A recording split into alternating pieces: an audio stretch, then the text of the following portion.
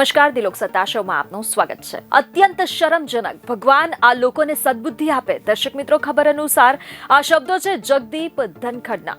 સંસદના શિયાળુ સત્રના આજે છેલ્લા દિવસે રાજ્યસભામાં સસ્પેન્ડ થયેલ વિપક્ષી સાંસદો સંસદ પરિસરમાં વિરોધ કરી રહ્યા હતા। તે વખતે તૃણમૂલ કોંગ્રેસ ટીએમસીના સાંસદ કલ્યાણ બેનર્જીએ ઉપરાષ્ટ્રપતિ જગદીપ ધનખડની મિમિક્રી કરી હતી। આ દરમિયાન અનેક વિપક્ષી સાંસદો તેમને જોઈને હસી રહ્યા હતા।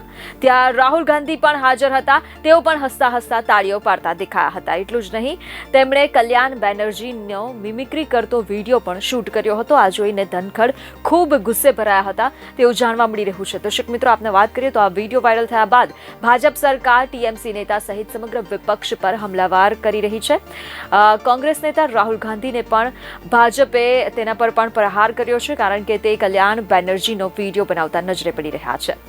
વાત આપને કરીએ તો આજે સસ્પેન્ડ કરાયેલ વિપક્ષી સાંસદોએ સંસદ પરિસરમાં હંગામો કરીને દેખાવો કર્યો હતો તેવું જાણવા મળી રહ્યું છે। સૂત્રોચ્ચાર કર્યા બાદ તેઓ ગાંધીજીની પ્રતિમાની સામે બેસી ગયા હતા। બાદમાં સંસદ પ્રવેશ દ્વારના પગથિયા પર બેસીને તેઓ ચર્ચા કરતા હતા। ત્યારે તૃણમૂલ સાંસદ કલ્યાણ બેનર્જીએ ધનખડની નકલ કરીને ટીખળ કરવાનું શરૂ કર્યું હતું। જોતજોતામાં વિડીયો સોશિયલ મીડિયા પર થઈ ગયો વાયરલ। આ અહેવાલો પછી ધનખડ ગુસ્સે થયા હતા તેવું જાણવા મળી રહ્યું છે। રિપોર્ટ અનુસાર આ ઘટનાને તેમણે શરમજનક ગણાવીને એમ કહ્યું કે આ અસ્વીકાર્ય છે, આ અત્યંત અધમ કૃત્ય છે। મેં આ વિડીયો જોયો છે જેમાં એક સાંસદ ઠેકડી ઉડાવે છે અને બીજો સાંસદ તેનો વિડીયો બનાવે છે। ભગવાન આ લોકોને સદબુદ્ધિ આપે।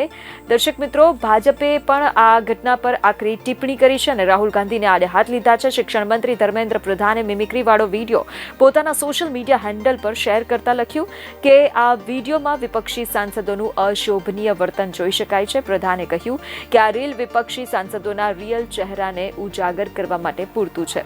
કલ્યાણ બેનર્જીના વિડીયોને પ્રધાને સંસદીય પ્રક્રિયા અને સંસદીય પ્રણાલીની મજાક સાથે જોડ્યો છે તેવું જાણવા મળી રહ્યું છે। બીજી અનેક ખબરો સાથે ફરી મળીશું। ધન્યવાદ।